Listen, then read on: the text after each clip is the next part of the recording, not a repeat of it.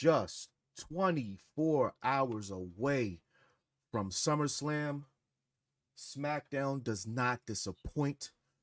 2 tag team championship matches, and plus Solo Sikoa and his version of the Bloodline establishes complete dominance over the roster. It is 12 o'clock. That means you are here for the SmackDown Penitentiary. Let's get into it, everybody.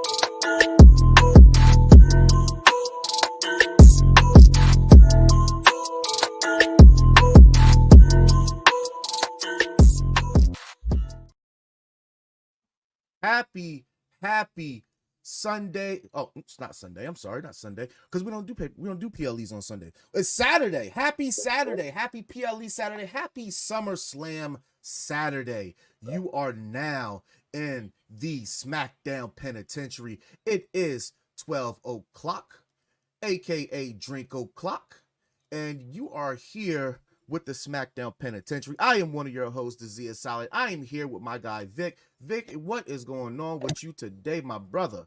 Chilling, fam. Excited about SummerSlam. It's going to be a good time today. Yes, sir. We got SummerSlam today, 7 p.m. So we had SummerSlam preview last night on SmackDown. Mm-hmm. We got Black Girl Magic versus Fire and Dawn. We had the Bloodline versus DIY, which was a complete banger. We got Andrade and Carmelo Hayes showing you that one time wasn't a fluke. They just have chemistry and they put on banging ass matches. They do. We got a little LA Knight and Logan Paul. And we got Cody Rhodes and Solo Sikoa to start the show off. But in true SmackDown fashion of what they've been doing lately, starting it off very much like a episode of something from the Attitude of Ruthless Aggression era, we're starting to see people pour into the arena now. Logan Paul pulls up in the Trizuck, the Prime truck. I'm not going to lie. I am a Prime whore, pause. But this is a bit much. I like a good Prime. But this is too much. I'm over the top. This is just too much. Love the drinks, though. G, what's going on? Thank you for coming into the penitentiary lockdown. Love the chains. Of course, EC's here to rant. Dude, aren't you in Cleveland already? Like, you shouldn't even be watching. You're in Cleveland. Go get a drink. It is Drink O'Clock. So everybody here, get your drink ready. Give me a nice Mai Tai. Monaco Mai Tai. It's Drink O'Clock. Let's talk some pro wrestling. You out here doing, EC? Go look on some. I know some wrestling biddies out there. Go fondle on one. Respectfully, though. No charges. When it comes to the branding, I think that he's being very American. You know, like he's putting his brand on everything. It's very iPhone. It's very it's very USA. Like, you know what I mean? Like he's just everything is the brand. You feel me? Like, he's on brand with that. You know, especially for a white guy. Yeah, like he's on brand with that. He's just putting it everywhere, and then people like it. You know what I'm saying? He's in touch with social media, but more so, importantly, it's what we spoke about. We had the Bad Bunny Logan Paul references a few months back. He's got his ear to the pulse of the fans, and most of his fans started 10 15 years ago on Vine. And they've just grown up with him. They followed him, and some people have that loyalty type fandom when it comes to personalities and social media presence. So you definitely got to tip your hat to Logan Paul. But he later on he did say the number of title defenses and days that he had, it was really bad. I think it was like 200 something days, and he had 2 title defenses. But we'll get into that a little bit later. Moving on, and starting the match, starting the night off, we got Cody Rhodes in the ring, and Solo Sikoa stops him immediately. And I have to say, for those who do not believe in Solo Sikoa, Chris, it is 12 o'clock, aka drink o'clock. It is never too early to drink. What do you think brunch is? Too late to have breakfast, too early to have lunch. You combine them. Drink o'clock. This is the best that I've seen or heard Solo Sikoa in the ring on the microphone. His backstage stuff when he's got the low lights and he's got his bloodline behind him, really nice touches, really good talking. But that could be pre-taped, and so it's not, you know what I'm saying, do it over again. But live, hot mic, hot crowd, and he's going against one of the best talkers in WWE today, in wrestling period, in Cody Rhodes. And this was really good. This was a really good back and forth. Solo, his mannerisms are getting on point. What we praised, huh? I think that's all Heyman. Like him with his facial expressions, his mannerisms, he's definitely looking more menacing, if anything. You know what I mean? And I think that's all Heyman. I think that's all Paul Heyman that taught him that. You know, at least that's how I feel. You know what I'm saying? Because I definitely see an improvement in a very short amount of time. When it comes to that, if that makes sense. I have to agree with you. When Cody goes into his soliloquy, and I'm just like, oh God, not this shit again from Cody. And then Solo interrupts him and says, "Are you done yet?" Like, that is exactly how I felt, EC. That was on the money. But more so importantly, his mannerism that you were speaking about, this is also very important because that is very Roman Reigns-esque. And Roman got really good with telling you his intentions, his thoughts during the match in what we deem is one of the worst time periods in wrestling. But for some of the characters, i.e. Bayley, Roman Reigns, Bobby Lashley in the Hurt Business, it was some of their best work because you didn't have the crowd to sway you. You had to convince the people watching on a screen as opposed to the ones there. And this is very Roman Reigns-esque, the way he's looking at him. Again, look, mannerisms, the way he's looking at him, he's got he gave him the cane. This is the best look that Solo has. That little that head tilt with the side eye, that is pure gold from Solo Sikoa. Like that has become his look because he's been doing it before he was head of the Bloodline. So shouts out to him for that. I thought this was a really good exchange. You know what though? Honestly, I was gonna wonder if Solo was gonna redeem himself because I'm sure that you heard about what happened in Japan. You know, and it's funny because the guy can't get out of character. Well, he was hanging out with the Judgment Day and Smiley. That's it, right? So the internet made it a thing. Like you're not supposed to be, you know. And shout out to the IWC for wanting to keep kayfabe alive. But I mean, the guy's on vacation. Let him live. You know what I'm saying? But the funny thing is that he clearly redeemed himself on that here because we definitely like the way that he's portraying this character. And you know, and nobody's saying anything about it since, so I love it. You know what I mean? Because I think he's very much like Rikishi. You feel what I'm saying? Like deep down, like for real, I think he's like Rikishi, like a fun-loving guy that's like, you know what I mean? He reminds me more than anything out of all three of his sons, he reminds me the most of Rikishi. But yo, the way that for me, I would say it probably is Jimmy. Really? Jimmy's the funny one. I think it's Jimmy more than I mean, all three of them are funny. I ain't gonna lie, but you know, this guy, he's definitely just giving me the Rikishi vibes more than anybody else. It might be because he's fat. It might be. You know what I mean? But he's giving me the Rikishi vibes. Is I think that again, going off of what G said, when Cody is on, he is on. Um, one of the best talkers. When he has passion in his promos, when he's on the microphone, absolutely, he's on. You can't stop him because then he becomes shooting from the hip, and that is the best talkers is when they can shoot from the hip, especially when they have. If you want to go back to Cody Rhodes and Seth Rollins, when they, that was legitimate beef between them because Seth felt like he's a WWE guy, he's through and through. In which I get Seth's sentiments, so he spoke from the heart, but Cody also spoke from the heart. You sometimes you have to move on to grow, and then you can come back.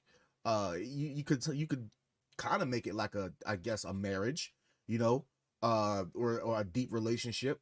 The two people they spend time apart, they grow separately, they come back together. You get this new growth of, this is the person that I've missed getting to know, and now this is the new person that is presented to me, and they come off happier than ever. So it seems like Cody's very happy in where he is in pro wrestling. It seems like he's reinvigorated, as opposed to his last couple months in AEW.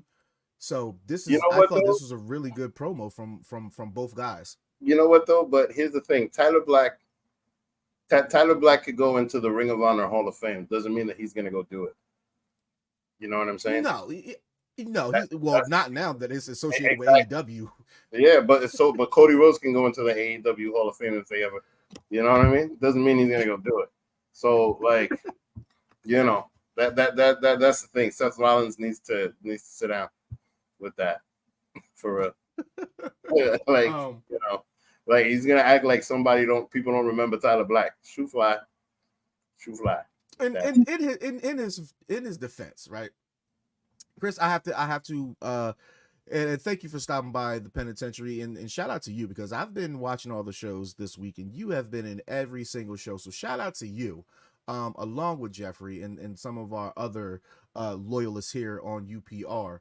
But I could not say that SmackDown was mid. I believe that this is to have this on 24 hours before SummerSlam. Great show. Kept me even more excited for SummerSlam. Calling him a fake tribal chief was the icing on the cake. And again, we get another Roman Reigns mention. But the fact that he said Roman Reigns was a tribal chief that was weak, it brought a moment, but then it also brought like, maybe he was, because a lot of people had speculation that storyline wise, Roman had the opportunity to get his get back on Seth for Seth turning on him in the Shield, right? And which made this proclamation a little bit, for me, it made this proclamation a little bit like it made sense because Seth did come out in the Shield gear, and we know how much the Shield gear triggers Roman. We saw their match at the Royal Rumble.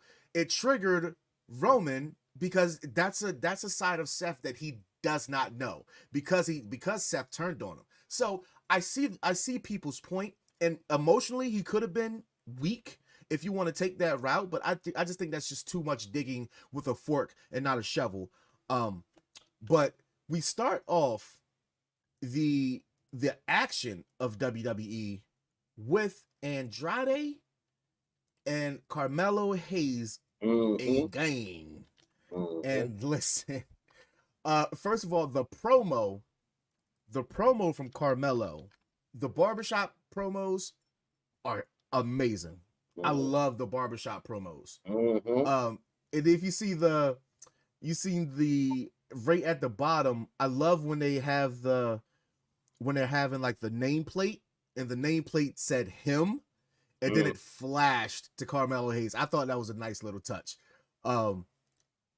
These guys just tear it up. It is absolute poetry when they are in the ring together. And I think WWE knows it, and they have a nice little rivalry that nobody probably nobody thought that they wanted to see. They paying their dues. Yeah, they're paying their dues. Right? They're definitely paying. And this is probably the best outing, a best series of matches from Andrade. Since he's returned, like his handful of matches that he's had, he's not looked particularly well, but because he hasn't had anybody that really gets on his level. I mean, the triple threat match that he had was cool, but one-on-one, I think they match each other's energy, and they both equally have a nice sense of power, speed, technicality, agility. It's all there. He's all a luchador, so bro. That's the thing. He's a luchador. He's a stocky luchador, right? Yeah, we don't see. The thing is that fast-paced move set where you could just do all kinds of shit. You can't do that with everybody. So then after a while, like your moveset becomes limited. You ever seen like a Ray Phoenix match versus somebody that was much bigger than him? He's very limited. But then when they get somebody that's like up to their size and they can carry them and flip them around and do all of that wild shit, that's why this match was like that, because Carmelo Hayes, to give him credit, like this guy knows a lot of styles. Like he is very versatile in the ring. So I'm not surprised that they put them back together, because the match wasn't bad. You know what I mean? And they put on an entertaining match. They just don't have much of a story yet. But the reality, they really don't. They really don't. And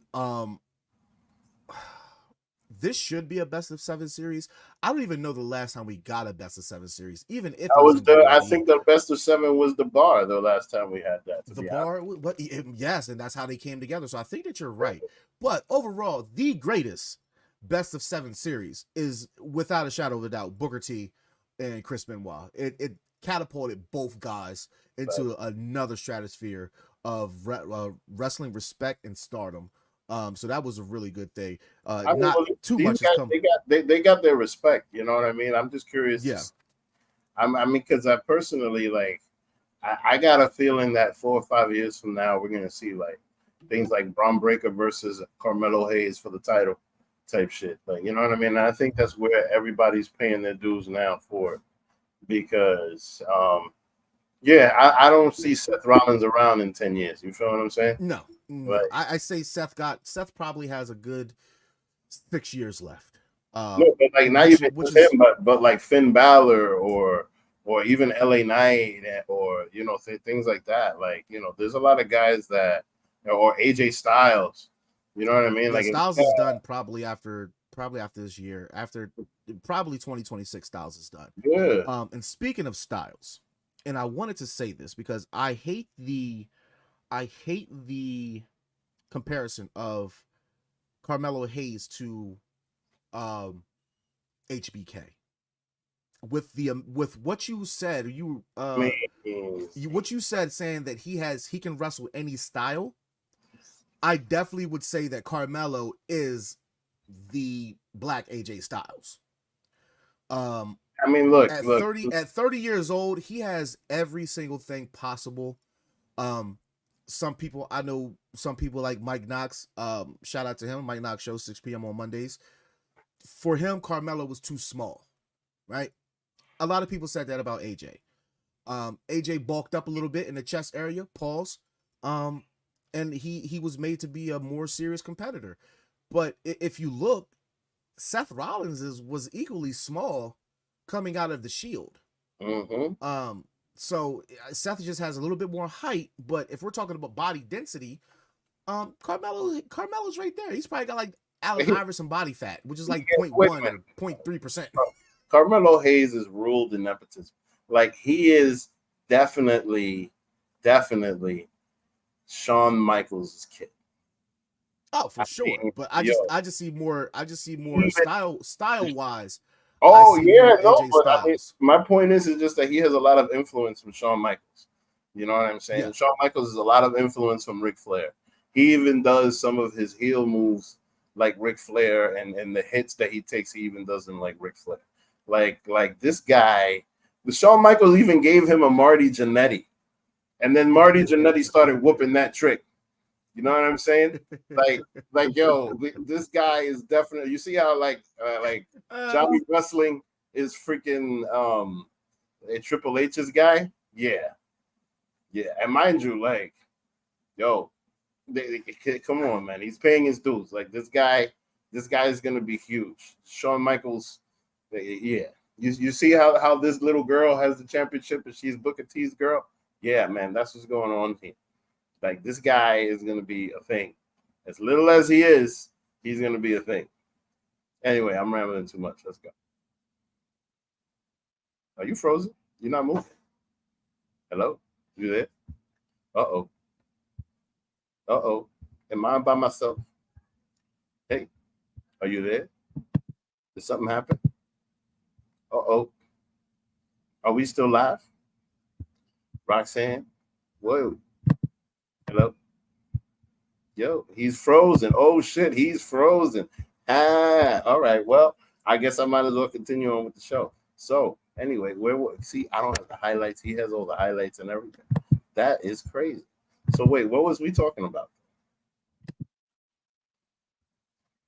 Facts. The Z is silent right now.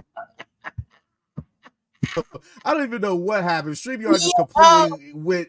StreamYard went completely down on me. That was hilarious right now. I was alone for a couple of minutes trying to figure it out. StreamYard just completely like went down on me. I'm looking, I'm like, I got my Xbox on, so my Xbox hasn't dropped frames and nothing. Like, I'm like, okay, did I just lose complete connection? No, StreamYard just went to shit on me. So my apologies, y'all.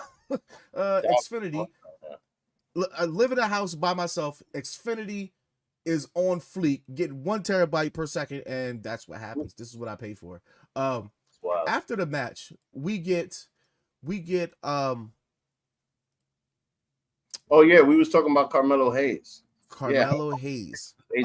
And I see the comparisons of HBK with Carmelo, right? But I just think that the way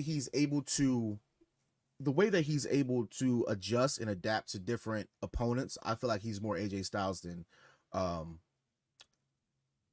HBK, but only in a wrestling sense. He's more like AJ Styles. Performance, but yes, HBK.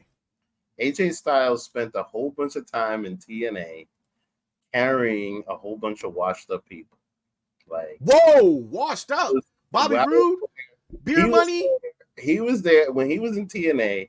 He Samoa. was in time facing Samoa Joe, right? But then at the same time, he was fighting Jeff Jarrett, and he was fighting like guys like Kevin Nash and shit like that in TNA.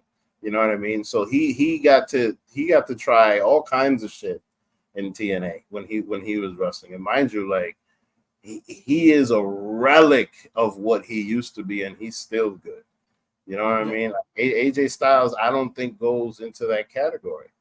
You know what I'm saying? With Carmelo Hayes, I think they on a different space. You know, for lack of a better phrase. You know what I mean? If that makes sense. The Kurt Angle, listen, Jeffrey, that's what I was about to get at. The Kurt Angle matches with AJ Styles, chef's kiss. There's no bigger TNA/Impact fan on UPR more than me. I challenge you know what I'm talking anybody. About. Front to back, side to side. I was watching TNA when that shit was 30 minutes on Comcast Network at 12:30 in the morning. How many Hall of Famers did AJ Styles face back then? A lot. Yeah, a lot. I mean, absolutely. So like he's got his range. Like if he was an actor, he'd be like all kinds of. He'd be like Denzel level of range. Like, come on. Yeah. Moving on to SmackDown, we get after Carmelo and Andrade, we get Santos pretty much saying his displeasure with the way that Legado del Fantasma has been performing and saying that they're going to get on the right track of things, starting with beating Apollo Crews. And again, we get we get the lovely Elektra Lopez. Mm-hmm. Yeah, mommy, you getting some shine this week. I couldn't even talk too much Bailey talk this week. I didn't even get Bailey on my screen except for a promo. But I'm still going to talk about it. Elektra was, yes, listen, Jeffrey, Alexa was looking scrum-diddly-yumptious. Facts. Yes. She really did. Ay, mami, ¿cómo está? Vic, give it to me. Tell him in Spanish when she get those nutrients. Talk that for me. Esa mujer está buena alimentada. Insert devilish grin. That's what I'm talking about. But she's got her Dancing with the Stars dress on. Fire. Fire. But it definitely seems like they are still going to go through with this freaking partnership of Apollo and Baron, because they come out together. Baron's out there. I get it. I like the mentorship. Job Squad. Does everybody want? What up? Again, ever since this new version of Apollo has came to SmackDown, I've not seen a bad showing of Apollo. I have to be honest. To some people, he's very boring. The most entertaining stuff was the Prince of the Munda shit that he was doing, right? Mm-hmm. But this is still a really good showing from Apollo Crews, and we already know what Santos Escobar brings to the table. That man is really, really good. He's still a job. We get some interference from Legado del Fantasma, and there's one moment. Let me see if I can find it. Somebody grabs Baron Corbin's leg.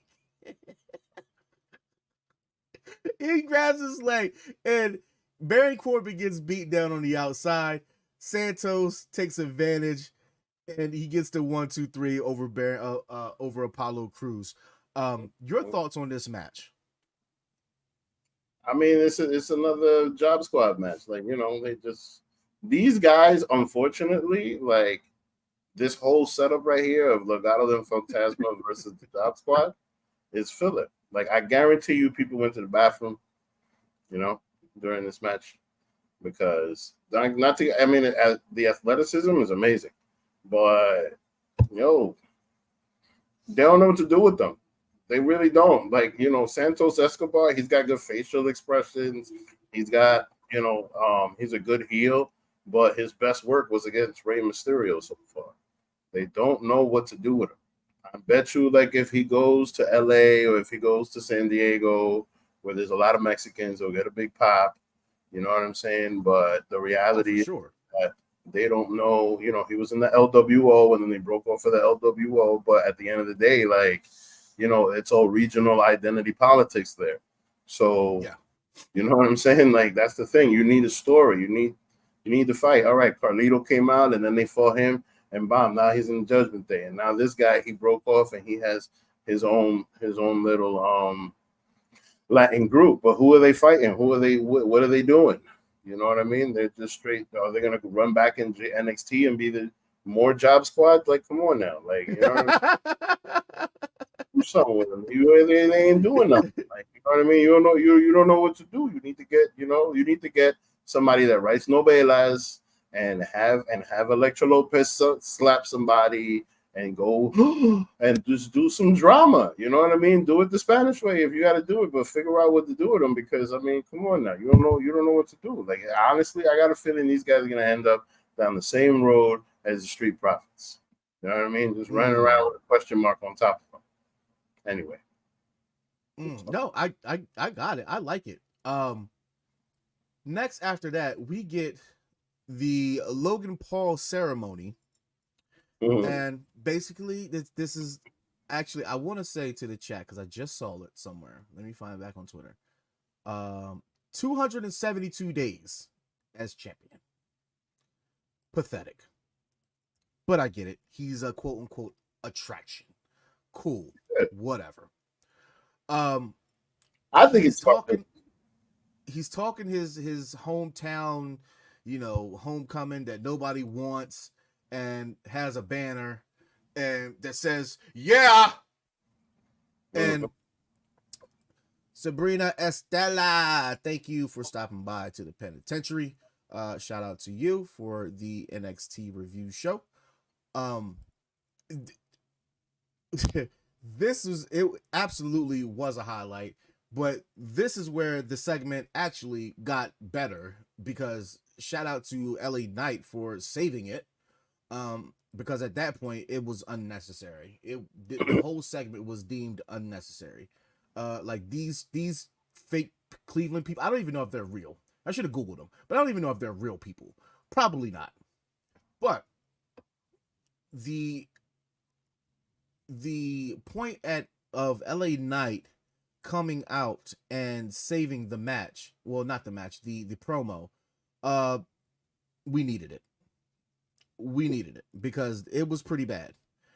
But yeah, promo was pretty corn. Like I'm surprised. It was so bad. I was surprised. It was so freaking bad. Like that's crazy. Like it was very. It was like early Miz, if that makes sense. Like yes, maybe. Hi Charmaine, welcome to the penitentiary. Hugs and kisses, XOXO. He goes to the Prime truck. I just saw EC pop in. EC, you got something to say? Come on, but even though you're in Cleveland, you should be doing Cleveland things. Whatever they do in Cleveland, I don't know. Shout out Joe Kim Noah. What's so good about Cleveland? I don't know, but yeah. He says the truck is probably electric, or it's a smart truck, and Logan Paul's going to be coming in 3, 2, 1, and he gets off and he drives off. We have a crime, ladies and gentlemen. He has stolen the Prime truck. This was the best part of the performance from Logan Paul. Was this? That was it. Other than that, I could have did without this segment as a whole. 24 hours ahead of SummerSlam. What I would have more so liked have gotten was what they did with Cody and Solo. Give us a face off. That would have did more than anything. But the fact that the way that Logan talked about Cleveland, if you didn't know that LA Knight's going to win, you know now. Yeah.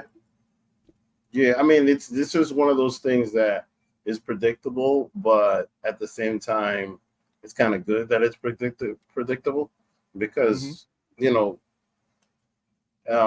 Knight has a little bit of like Rock Stone Cold swag.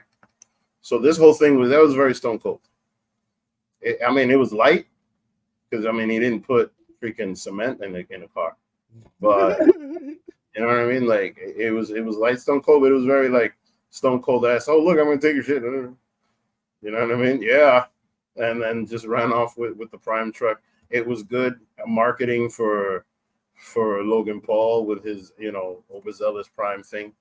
Yeah. And then the thing is that this whole thing, in my opinion, is going to elevate the title because that title certainly needs some elevation. I think the last person to do that was John Cena. Logan Paul definitely got a lot of eyes on the title, with his show and his stuff. And I think that, it was perfect. And, the corniness is probably planned because what he wanted was the boos. And he clearly got that yesterday. You know what I mean? Like, though all those boos that you get in your own hometown, like, you pissed the crowd off enough that they want to see you lose. So I think it's the most predictable match of the night. However, I certainly think it's going to get the biggest pop ever because the bottom line is that LA Knight needs a strap. He needs something. For sure.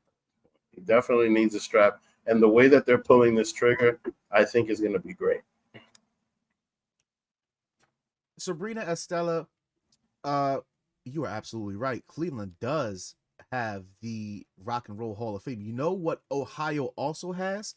Canton. They would rather go to the NFL Hall of Fame to look at that before they look at the Rock and Roll Hall of Fame in Cleveland. So, but that's just probably just me just being stupid.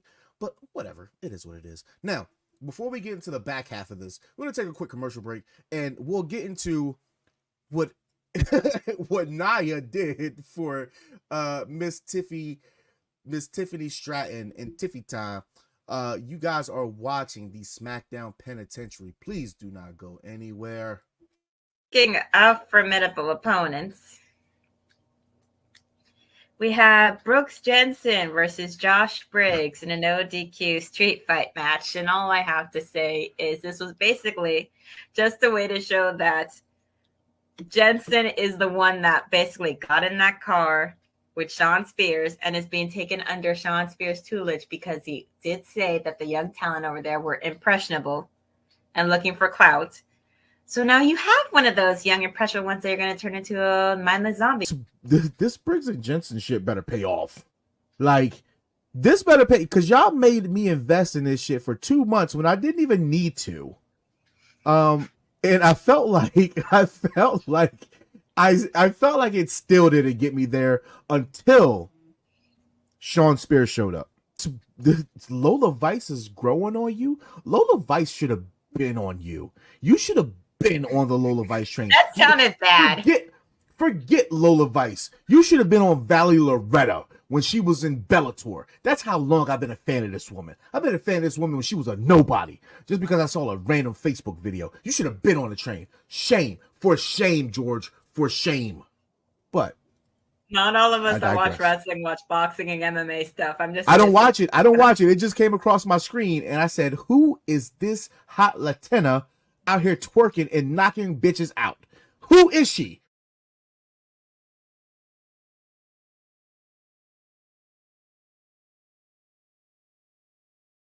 Listen, ladies and gentlemen, that was the unofficial camera woman featuring one of the head guards of the penitentiary. SmackDown, the NXT review show.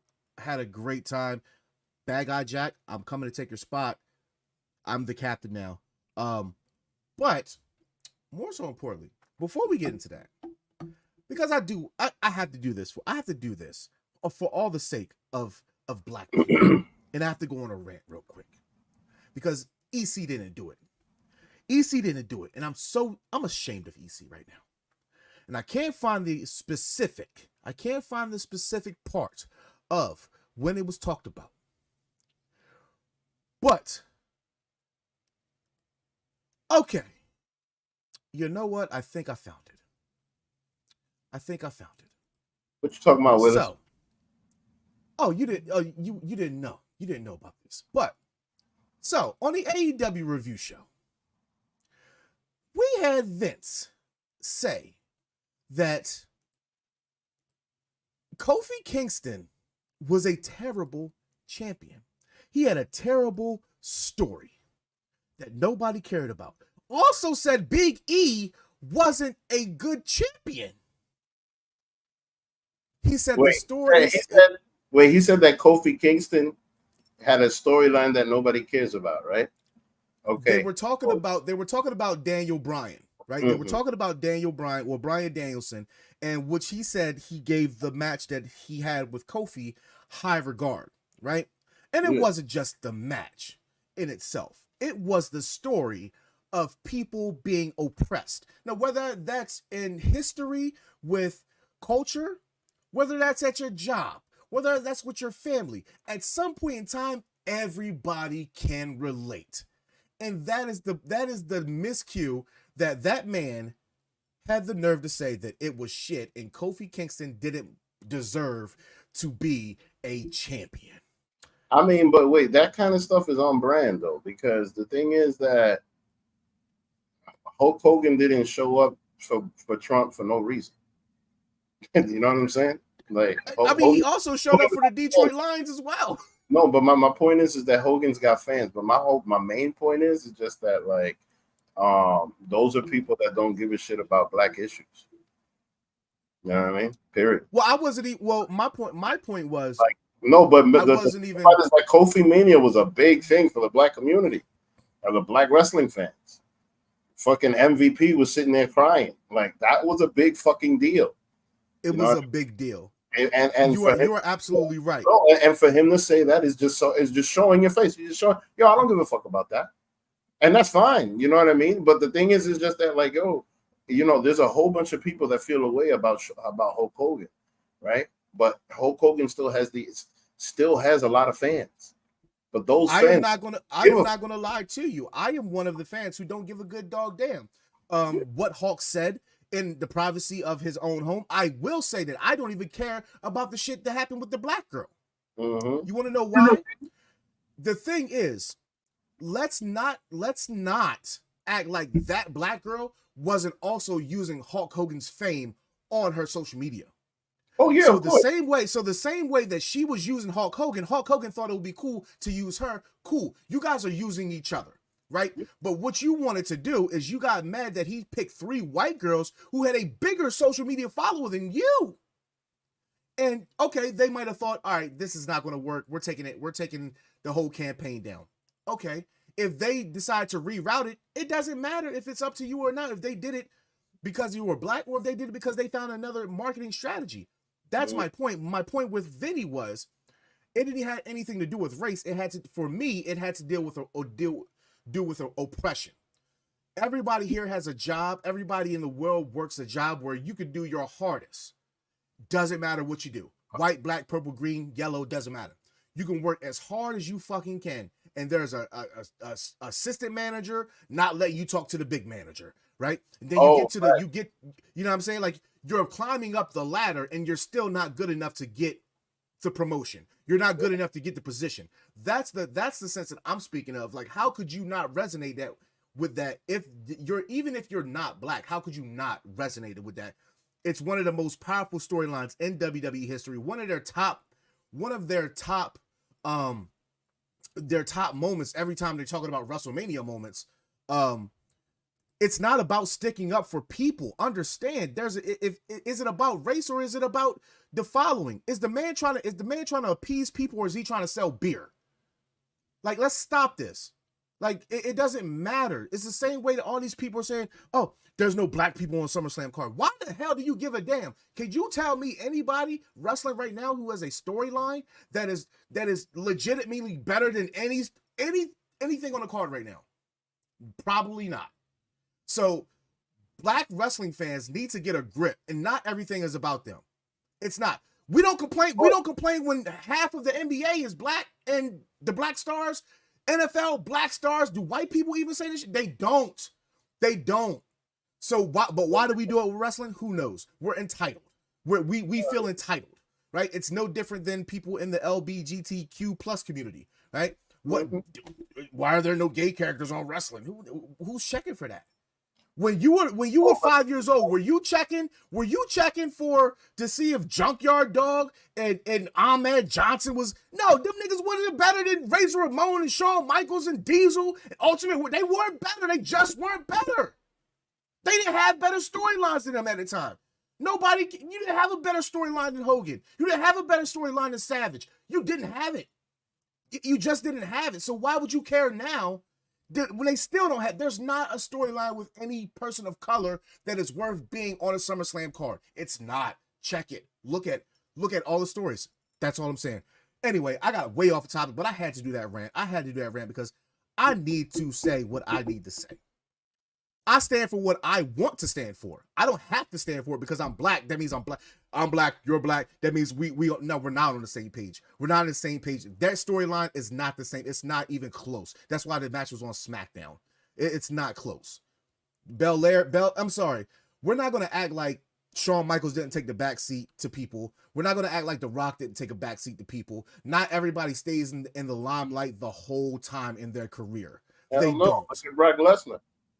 Exactly. The most dominant person in the history of wrestling had to take back seats to Angle, to Rock, to Triple H, to Stone Cold. He had to. Nobody is in that limelight every single time. That's my point. We're acting like they're supposed to be here every day, all day. It shouldn't be like that. I mean, I'll tell you one thing though. The way that he lost the belt, I feel like was disrespectful. You know what I mean? I'm not gonna lie. It was a really big show. HBK was never the focal point every single time that he was in the ring. Every single storyline he had, he was never always the focal point. That's what I'm saying, taking a back seat. People want black wrestling fans want other wrestlers to take the back seat just because you want somebody of color to be on a card. Let's not act like Rock and Triple H weren't going after the IC title and making it a big deal, but they still want the marquee. They weren't the marquee. It was still Taker and HBK. but that's cool. You disagree. That's fine. You can talk about it on your show. This is a penitentiary. Go ahead, Vic. I'm sorry. I interrupted you. Wait. I didn't realize y'all was doing okay, and now I see. Okay. Yeah. Well, I mean, HBK, did he take a back seat to somebody? Well, yeah, when he was hurt, like in the 90s when Taker was champion. You know what I mean? He didn't fight Taker and all of that. And also when he was like commissioner and shit. And yeah, like he did. But then when he came back, they gave him the belt. You know. So, but yeah, like he's taking back seats. Definitely think he's taking back seats. Wait, are you frozen again? I'm here. We're not the second best show. You can go by numbers. We're going by content. Nobody has the conversations like we do. That's why we're the number one show. That's why we are the premier show. The premier show. You heard? The premier show. Now, that's Tiffany Stratton, her little fine self, sitting backstage, looking at her Money in the Bank briefcase, and what we said. What you said when Bailey destroyed her briefcase. Look at Nia.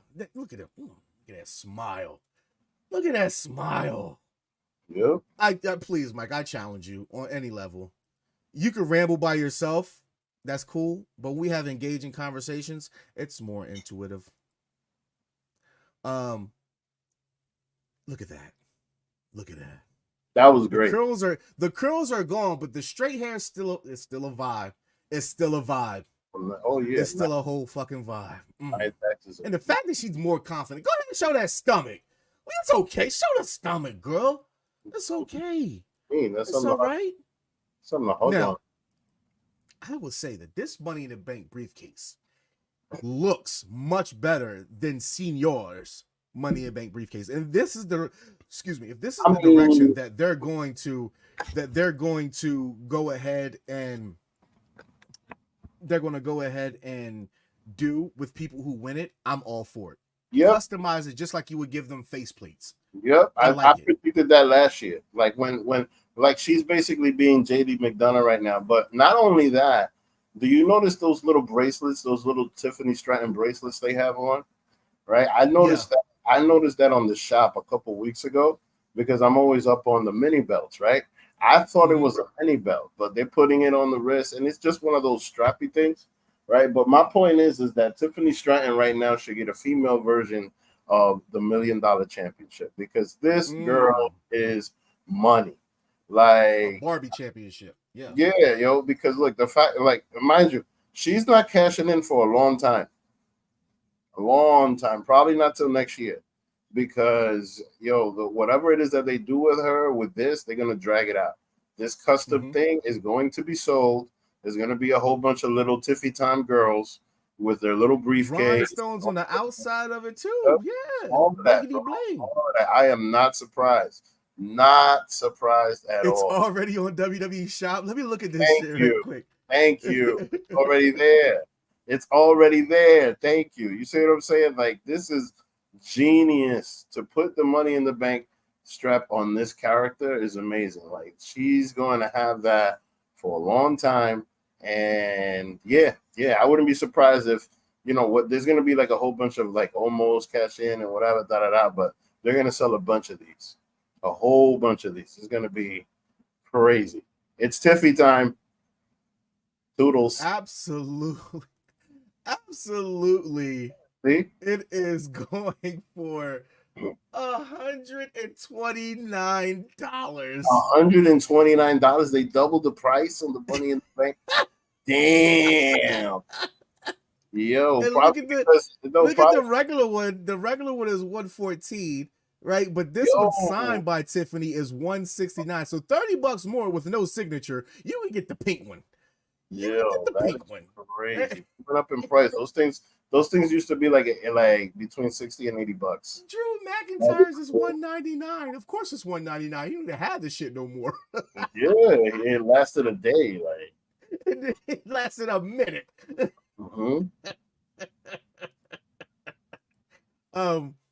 I'm loving what they're doing with Tiffy and Nia. I was not too much of a fan of it, only because they were saying that it's the second coming of her and Alexa Bliss. Pretty It's much. still fine. It's still fine to me. It's just a different. We're still getting really good character work from Nia, but what it's also doing is we're getting really good character work from Tiffany, and I think that's the more important. The more important thing for Tiffany is her character work. We know that she can talk. We know that she can wrestle her ass off. It's now getting the nooks and crannies of her character and getting that down pat. So I think that was a really good spot for her. I think she's in a really good place. I think Nia's in a really good place. And the storyline, it started off a little weak. It was very slow. And I think that's why people don't really I think that's why they don't really look at that part of SummerSlam as a must-see match. It's more of one of the lower matches. But it's still a really good story. It just didn't ramp up until 3 weeks, 3 weeks ago. I personally think they can use this story to introduce a woman's mid-card title. Because that's the rumor ever since the North American Championship came out, that they're going to have mid-card titles for the girls, right? And I think this is actually using Tiffany Stratton for that. I think would be great, as a way, because if they're going to do some kind of thing with Nia Jax and Tiffany Stratton, they definitely should be like a heel team. It looks like it's going to be a situation where maybe Tiffany cashes in on Nia or whatever. Who knows when she's going to win it? But I think that they should use this to introduce, to have her cash in on the mid-card title, however it is that they do introduce it. You know what I mean? Because that way, because I think they should also implement that kind of stuff where Money in the Bank, you can go after any title that you want, be it IC, be it US, be it, you know what I mean? I think they should go that direction. It's probably a reach. I know that it sounds like, you know what I mean? But I definitely think they could do that. Because I think you have a really good point there. I don't think that it's too far-fetched because we did speculate that there was going to be a women's mid-card title, but in which they were right, but it was for NXT.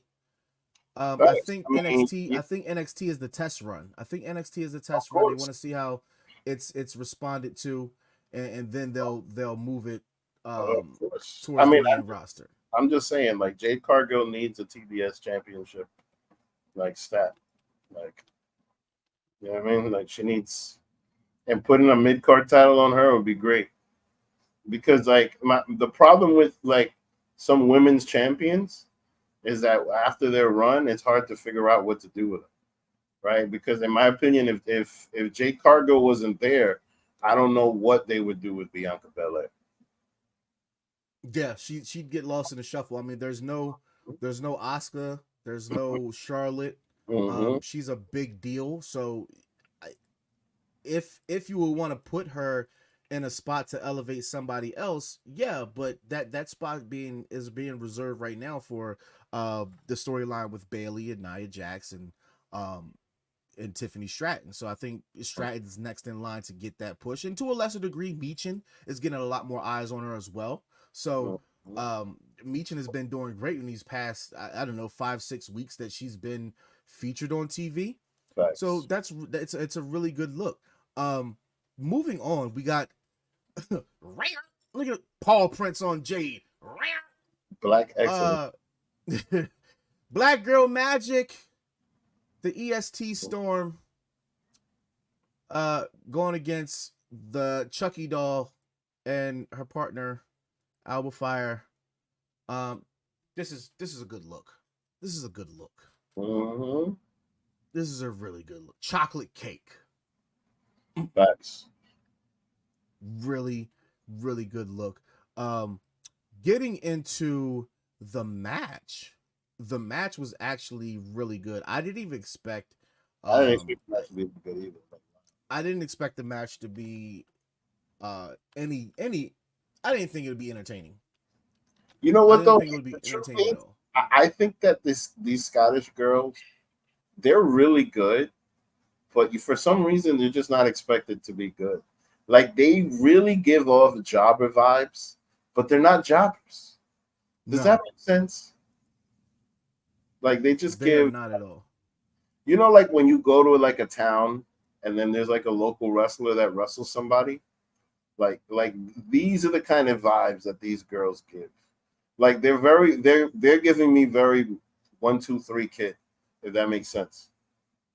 Yeah, I will say that I'm they can wrestle, right? I'm not taking anything away from they can wrestle their asses off, but it's something about their characters that does not connect unless they are overseas, which sucks. It sucks for them. No, but but the thing with that is that's identity politics. Like look, all right.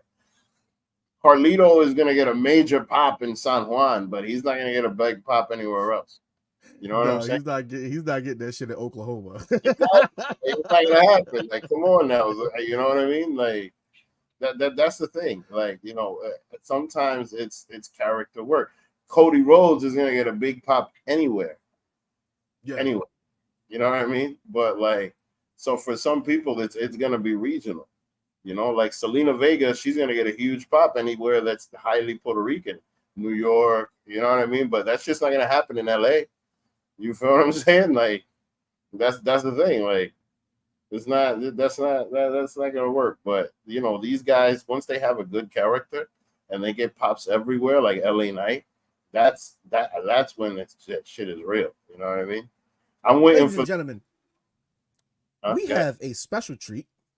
The Alpha and Omega shows of UPR are now on All on One.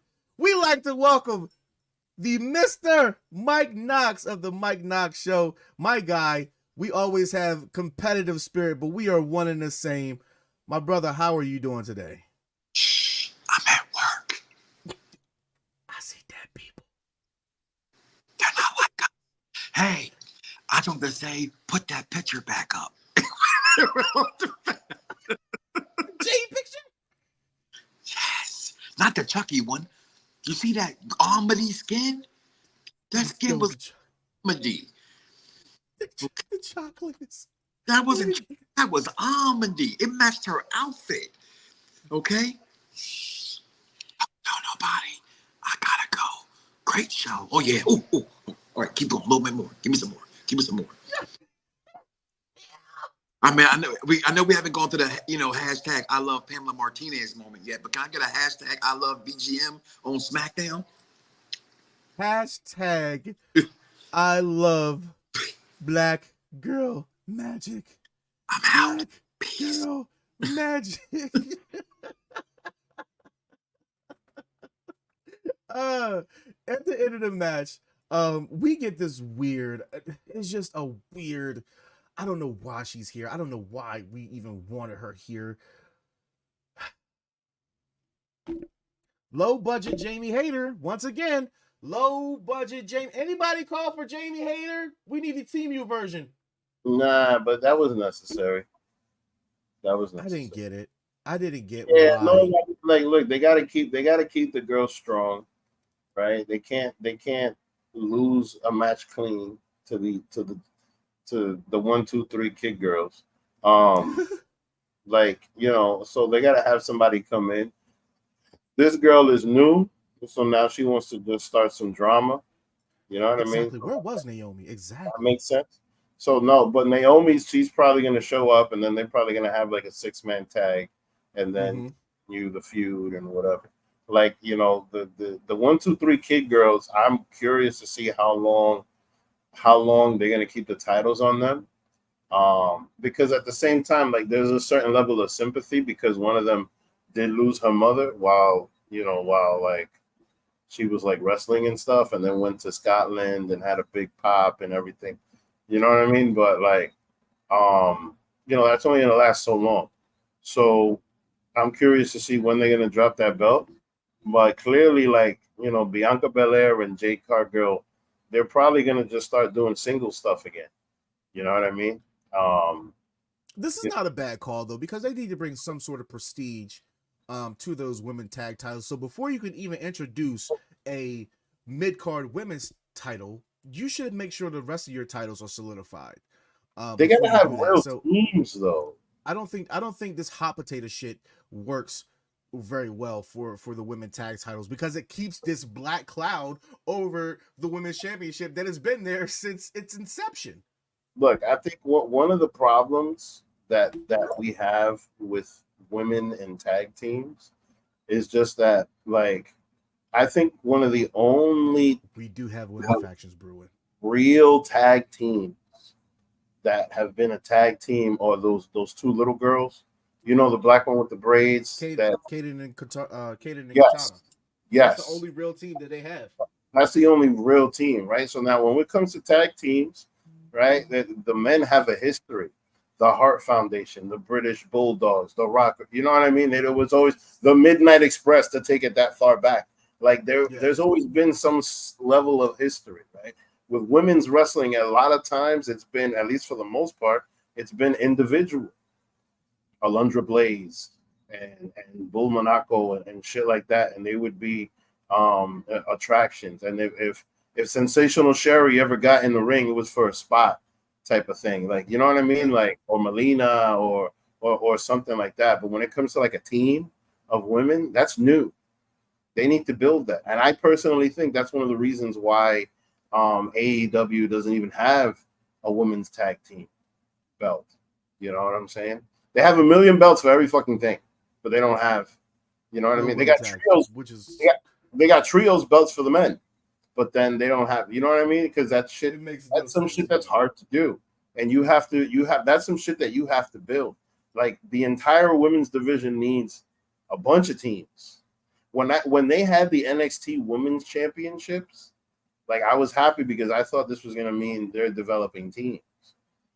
But then when they freaking pretty much just united them all, because all they're gonna do, like you said, they're gonna do this hot potato shit, but have everybody running around the different brands and then just promoting the title, and that, you know, that makes sense. But how long are you gonna do that? Because all you're doing is building individuals. You're not building any teams.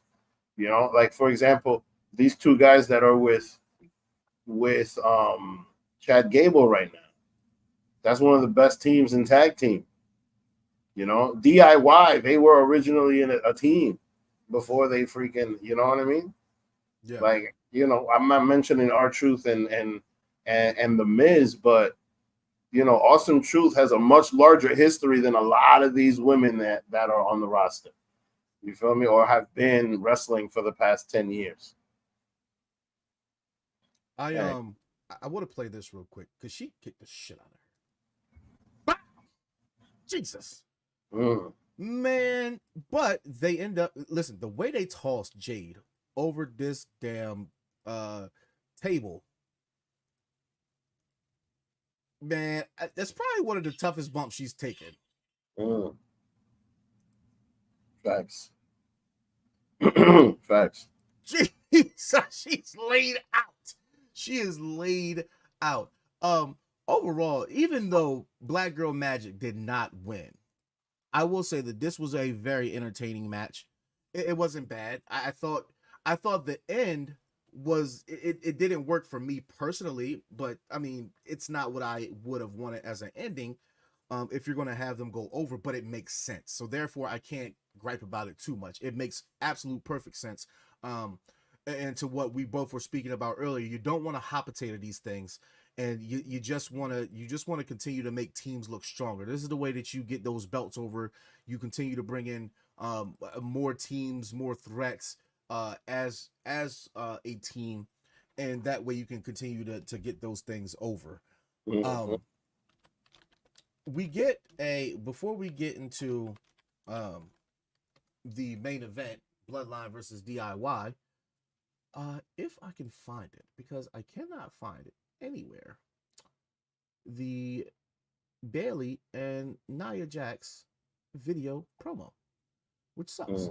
But anyway, yeah, I don't see it anywhere. the main event, which sucks. This sucks. Not the main event itself. It sucked. I felt kind of bad for DIY. They got a really, really huge pop. They got a really huge pop. So for people like Chris, people like Mike who think that DIY does not have a following, they have had a following ever since they've got on SmackDown, and it's been a really good showing by them. Yeah, regardless if it's not somebody, regardless if it's not their style or what they like as a tag team or wrestlers in itself, they still resonate with people for whatever reason. They do. Oh no, they definitely do. But that because they have a huge independent wrestling following. Like Johnny Wrestling is huge in the indie scene, and then this was prior to his Heart of NXT run. You know what I'm saying? Like there's a lot of people that have a lot of respect for Johnny Wrestling, especially in Cleveland, Ohio. So for them, but the fact of the matter is just that like they don't necessarily have a storyline. They don't have much going, So for them to lose in Cleveland makes a lot of sense because it's like it makes you feel bad for Tommaso Ciampa, but it keeps them relevant. It keeps them, you know what I mean? It keeps them, they can come back from this and probably win it again. And they could probably be part of the fight against the Bloodline. You know what I mean? Because, not only did they lose, like, they got sunned. Like, they got hurt. Like, you know what I mean? Yeah. Like, they just got, Tommaso Ciampa could come back with one of those strong promos and be, hey. They could be part of War Games. They could be part of War Games. They lost the belts to the Bloodline, to the bootleg Bloodline, and Johnny Wrestling and Tommaso Ciampa in War Games. My guy, what? That'll be like another undisputed War Games. That shit would be popping. I'm telling you, they could go all kinds of ways with this. So I wouldn't be, I wouldn't be upset. You know what I'm saying? Now, hey, even if they show up tomorrow, like, oh, you guys took the belts from us, now we're gonna screw you, blah blah blah. You know what I mean? They could do something. As soon as you see the kid, listen, kids in the corners of their daddy has not worked out for wrestlers lately. The last time we saw it was Chad Gable. That Monday Night Raw. Everybody agrees that he should have won, and he did not. And more importantly, it would have been funny if Austin Theory was there too. You know what time it is. Any time that this lovely, luscious, thick-assed, my shaved head queen is on the screen here at the Smackdown Penitentiary, we would simply just like to say, I love you, Pamela Martinez. Now, this video package, fire, front to back. It was about a 2.5 minute video package from WWE. Very old school where they would have the wrestler in a room full of lights. Remember, we used to get those presentations all the time in promos. We got Bailey in one side. We got Nia looking luscious. Oh my God, look at that. Both of them looking good. Makeup is popping. I loved it. Loved it. Look at, she got the curls. Got the curls. Could have had the curls. Need the curls. Can't function without the curls. That was it. It was a good video package. We need WWE getting back to those type of video packages. I mean, everything about it was just great. It made me as a fan of both of these ladies excited for their match, in which I spoke earlier. Not many people are, but I think that was the genius of this package, because not many people are focused. They kind of forget that it still is a match. And this was really the only video package of the night, if I'm not mistaken. But that could be because both ladies weren't there. So I think that it was still a really good showing for both ladies. It made both ladies look really, really good, really strong. I would not be surprised that this would be the outcome tonight. I wouldn't be surprised either. And personally, I think that out of all of the matches, this is the one that's probably least predictable. Because as far as, because them giving her the belt, as far as story goes, kind of makes sense. Especially if, like, the King of the Ring is, the King and Queen of the Ring is going to be a thing from now on. So yeah, and it also makes sense when it comes to Tiffany Stratton, because they can keep that going. But if they do give her the belt, then what happens with Bayley?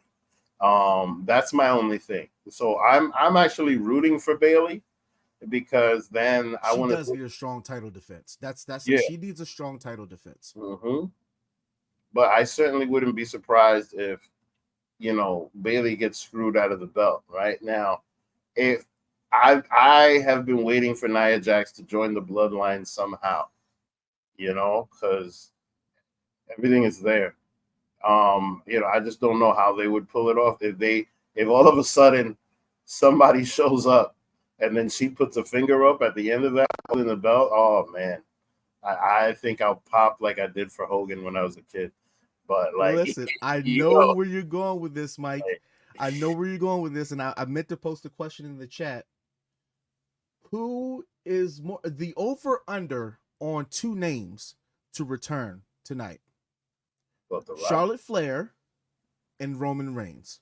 Who are you more prone to seeing that will probably come back tonight? So my dilemma is this: if Bayley wins over Nia, Charlotte comes. For what? If Nia wins over Bayley, Charlotte comes. But which beef do you want more this soon? Charlotte versus Nia, Charlotte versus Bayley.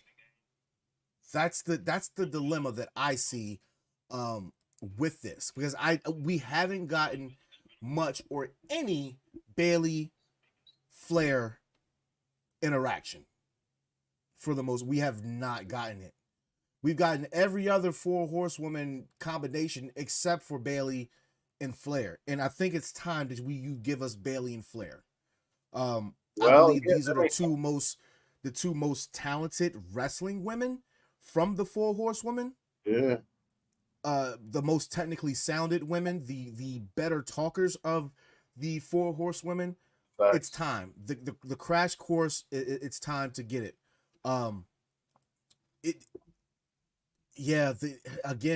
My baby Bayley is she's in a weird position right now. So it might be better for her to lose it. But Flair as a face doesn't hit for me for some reason. I don't know why. It just doesn't hit. Heel promos are a little better. Yeah, but I heel mean, promos are her definitely father, better. Even her father was that way. Like, her father was never a good babyface, unless it was for a reason. Like, he's a great babyface as an old man, because you know what I mean? Because he's not like Snoop Dogg. Snoop Dogg is another perfect example. Like when he was young, you know what I mean, and doing all of that stuff. He was like a menace to society, and now he's at the Olympics. You feel me? So the Flairs are people that just suck as a face. Once again, WWE after the Bloodline comes out, WWE does the one shot entrance thing again that they've been specializing in for ever since the TKO merger, pretty much. Really passionate promo from both of these guys.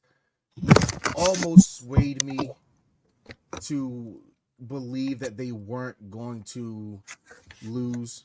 However, it's the Bloodline. Too big, too strong. Right? Bloodline, too big, too strong. The Bloodline is on a roll. It's nothing you could do about it. the match itself, really good match. If anybody still has a problem with DIY, I don't know. I even got words for it. Because they wrestled their asses off. Both teams wrestled their asses off. However, with you, are you going to put Jacob Fatu in a position where he loses? If I'm not mistaken, was his first match? His first official. He's not going to lose. It just makes all the sense in the world. And his finisher, the finish that Johnny Gargano took from Jacob was phenomenal. I'm gonna try to find that really quick. He basically did a combination. He did a combination finish. He literally did a combination finish, and which was crazy that he took this Hurricanrana from Johnny Gargano and then just didn't do nothing. Right? Like I'm playing if I can.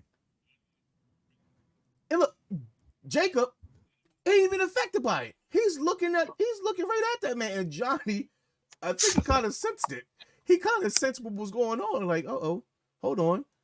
But he gives him a kick. One of the best Samoan drops in the game. Facts. Furthermore, picks him up or slides him over, does a moonsault, then picks him up, and some crazy DDT suplex thing. Like, it's crazy. He halfway in the air, he decides, nope, you're not going all the way up. We're gonna pop you. You want to drop you on your head. Yep. Amazing. Like, there's nothing. If anybody's not believing the hype in Jacob Fatu, you know what though? Hater. I wouldn't be surprised if Jacob Fatu and Johnny Gargano worked together before. You know Probably. what I mean? I don't know. So Jacob hasn't been doing this very long because he was mostly locked up. No, but I mean, he was in the indie scene for a long time, and then MLW, and then you know what I mean. So like, no, I mean Jacob was locked up for a while. I don't know how long, maybe like 4 years. I'm not don't take it to the bank, but I did hear that he was locked up for a good portion of his adult life. Well, I mean, they clearly got chemistry, man, because that match was good. Yeah, you know what I mean, and you know, he literally put them over. They put them over, made them look super strong. Like, these guys are definitely doing business. They're definitely doing business. I'm happy that they got the championship and they got their title run because yeah, I think they're at the tail end of their careers, to be honest with you. You know, all of them. Candice LeRae as well. You know, so yeah. This was good. And then look, and the funny thing is, look at Solo holding the belts like he's Paul Heyman. Very greedily holding the tag championships. Yeah. And again, the mannerisms of Solo. The mannerisms of Solo tell you the story. They tell you that he is serious about what he is trying to do with this bloodline. G has a question. Entrance music, we like Solo or Jacobs? I think I'm still Solo's is it hits a little bit harder for me, but Jacob's actual entrance with the fire, I think it's a little bit better, but Solo's presentation of his entrance is better than Jacob. So it's neck and neck for me. It's but if we're just strictly talking music, I'm still going with Solo. I'm still the eye patch of Tonga.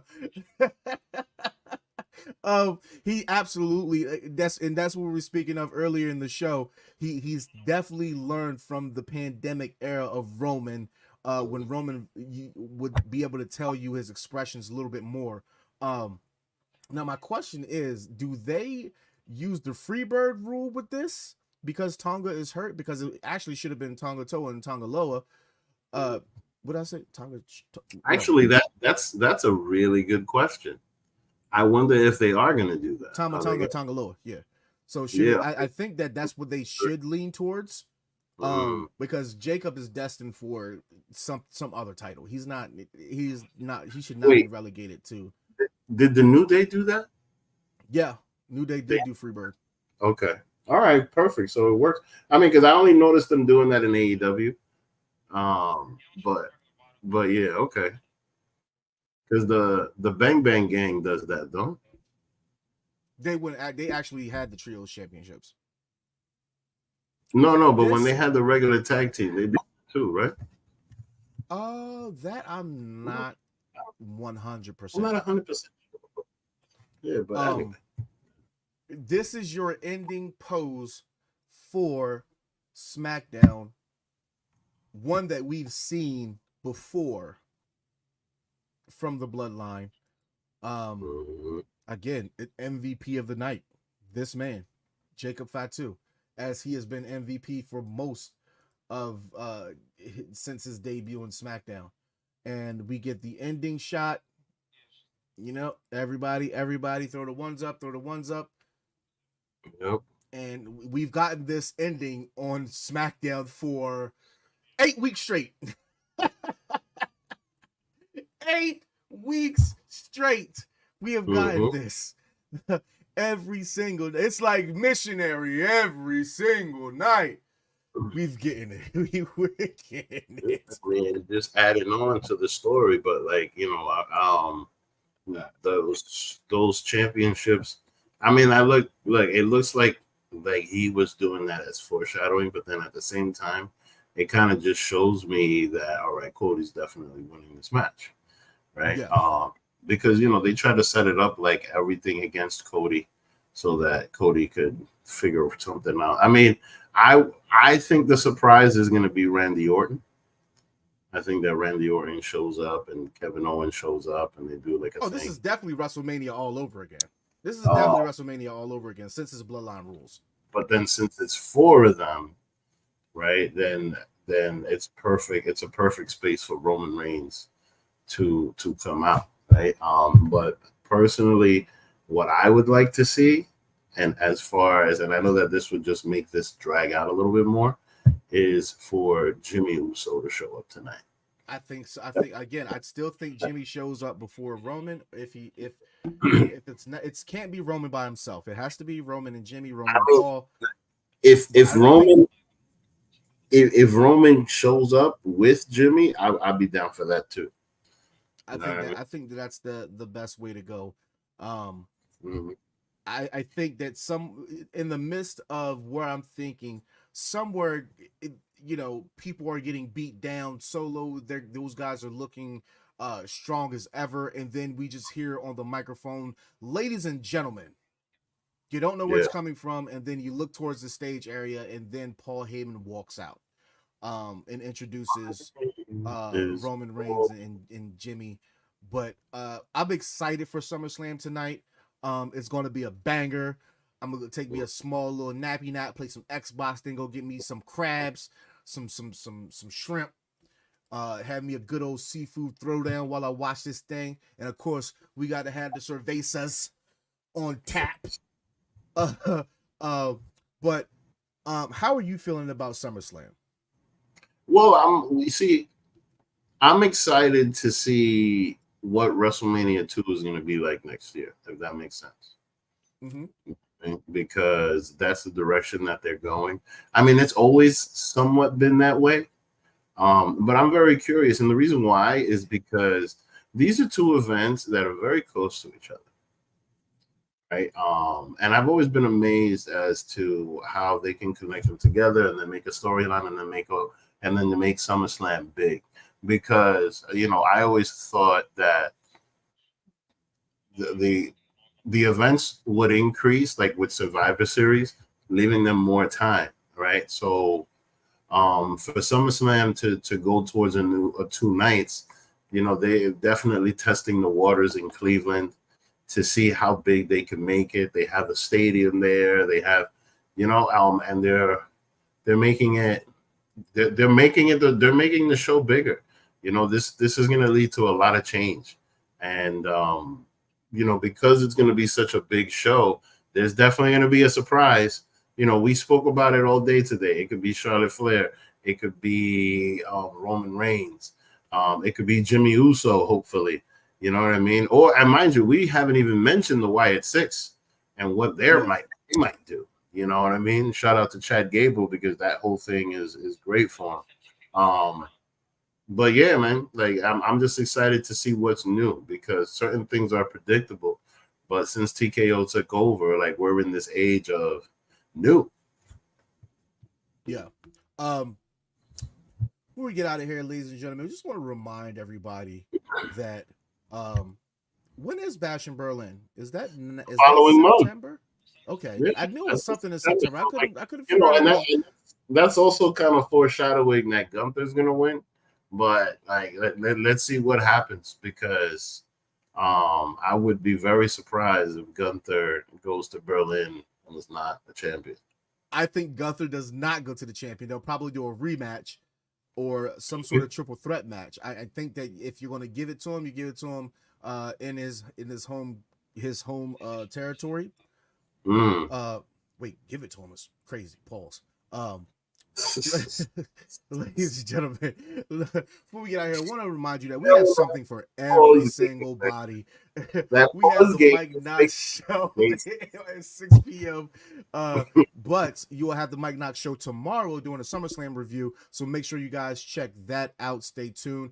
Then on Tuesdays, you'll have the Monday Night Raw review at 7 p.m. Right after NXT, you'll join Bad Guy and Sabrina Estella for the the NXT review and results show.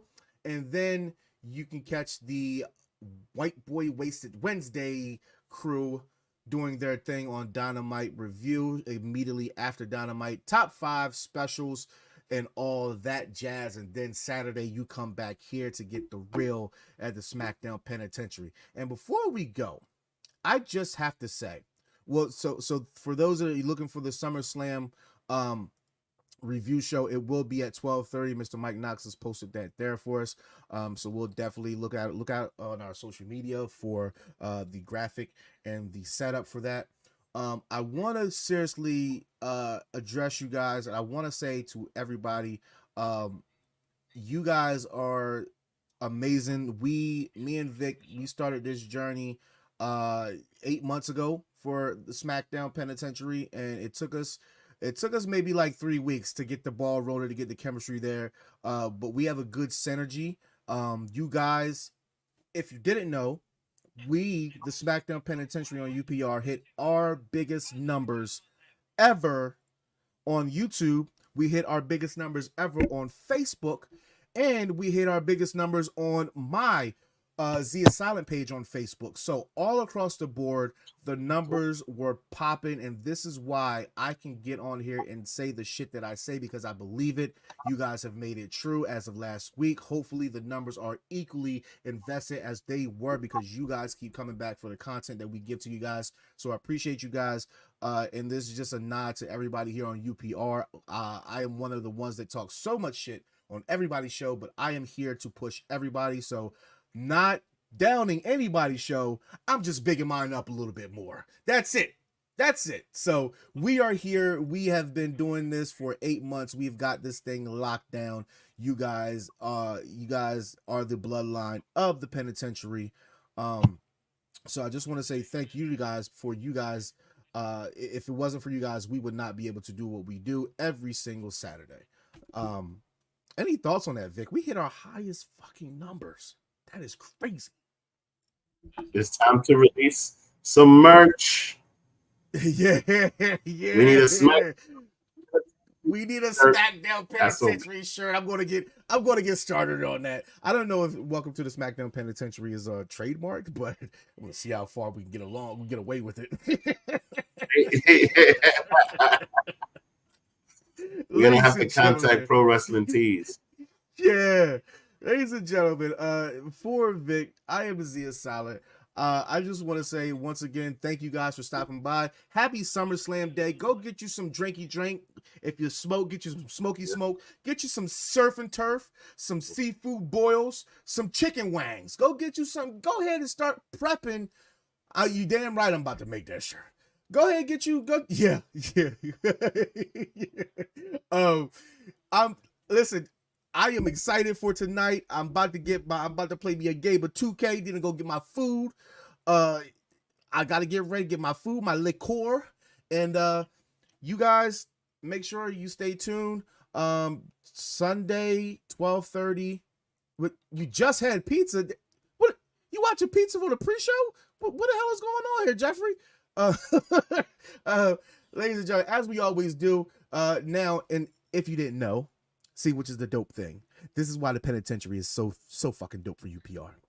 Now, other shows are starting to end their shows the way we end our shows with airing commercials. You see that? You see that, man? I'm just saying, we flag bearers here. We flag bearers here, man. If you don't believe what we do don't impact the UPR, watch the Smackdown Penitentiary. But even after that, watch the Mike Knox show on Monday. We are innovators. Revolutionaries. We are visionaries here, Mr. Knox. We are visionaries. The best two shows, the Alpha Show, the Omega Show. We are the flag bearers of UPR. But before we get up out of here, y'all know how we do. We're going to leave you with a commercial from last week. Everybody stay safe, stay humble, stay blessed, live hard, love harder, and as always, drink and be merry and reach for the sky. Rest in peace, Jay Briscoe.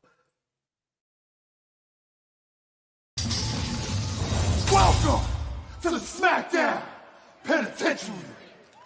Everybody knows what this stance is, except for white people. If the man, correct me in the chat, everybody. Yeah, I'm not racist. I love white people. It's nothing. This is not even a racist thing, but it's just a culture thing. This is a culture thing. Black people have a sense of attitude of we don't need to square up to let you know we're ready to square up. Those hands go just like Terrence Crawford got them. The shoulders lean up a little bit, and right before we do anything, we probably look to the left or we look to the right. And we probably, and if your anger is like mine, we're probably laughing, and we're laughing to stop from being mad because we know we'll fuck you up if we get mad. So he didn't understand that. Nobody gave him the pamphlet. See, and there's the laugh from Terrence Crawford, right? And Grayson Waller does the same shit that he does every week, and he throws Austin Theory to the wolves and tells Bud Crawford that if he takes another step forward, Austin gonna lay him out. Listen, again, another national black people stance. Hands behind the back. Listen, hands behind the back, down low. If you're gonna do something, do it. That's what that means. That's translation. You're gonna do something, you better bust a move right now. That's what that means. Again, nobody gave him the pamphlet. Boom, he's done. He might have pulled it a bit. I'm pretty sure he pulled the punch a little bit, but definitely, it's cool. He definitely pulled it, but still, it definitely looked like that looks more like an elbow than a punch. It did like an elbow. That's how you know he didn't. Because if he extended that thing, you already know he get a little bit more push to it. So he gave him a nice little hook. It was cool. I mean, but but he got to be careful though because legally, his hands. His hands are registered weapons. Boom, he's done.